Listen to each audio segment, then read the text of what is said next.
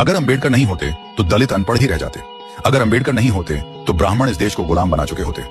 ऐसे ही कई फर्जी कहानियां आपने कुछ लोगों के मुंह से जरूर सुनी होगी, जबकि वास्तविकता यह है कि जब अंबेडकर स्कूल में एडमिशन ले रहे थे तब छत्रपति शाहू जी महाराज 1902 में ही दलितों के लिए आरक्षण लागू कर चुके थे। मतलब अंबेडकर से पहले भी दलितों को पढ़ाई, स्कॉलरशिप और नौकरी में कोटा मिल रहा था, लेकिन कबूतर तो पूरा का पूरा क्रेडिट केवल अंबेडकर को ही देते फिरते हैं। जिस तरह से अंबेडकरवादी कबूतर भौंकते फिरते हैं कि यदि बाबा साहेब ना होते तो SC, ST और आदिवासी दलितों को न्याय और समानता का अधिकार कभी न मिलता, लेकिन इन कबूतरों को ये कौन बताए कि अंबेडकर ने केवल कुछ गिनी चुनी जातियों को ही न्याय दिलाया था,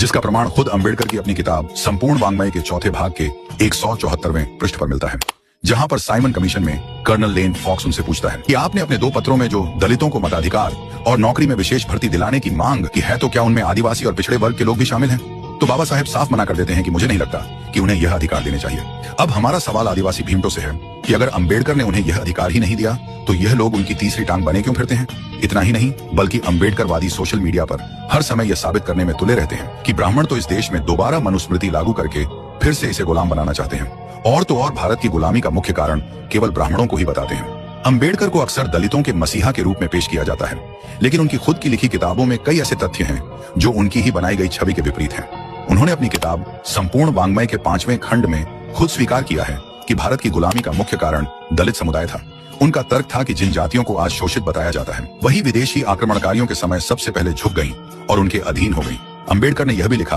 कि जब आक्रमणकारी आए तो इन समुदायों ने प्रतिरोध करने के बजाय उनकी अधीनता स्वीकार कर ली और उनके लिए दलाली तक करने लगे। उन्होंने लिखा कि मुगलों और अंग्रेजों की सत्ता को बनाए रखने में इन समूहों की बड़ी भूमिका थी, क्योंकि ये अपने ही देशवासियों के खिलाफ काम करने लगे थे। लेकिन आज तथाकथित अंबेडकरवादी भीमटे इस सच को छिपाने की पूरी कोशिश करते हैं और इतिहास को तोड़ मरोड़ कर पेश करते हैं। अगर अंबेडकर की बात को ही सच माना जाए तो खुद दलितों को यह सोचना चाहिए कि आखिर क्यों वे अपने इतिहास की सच्चाई को स्वीकार नहीं करते और हर चीज के लिए ब्राह्मणों को ही दोष देते रहते हैं।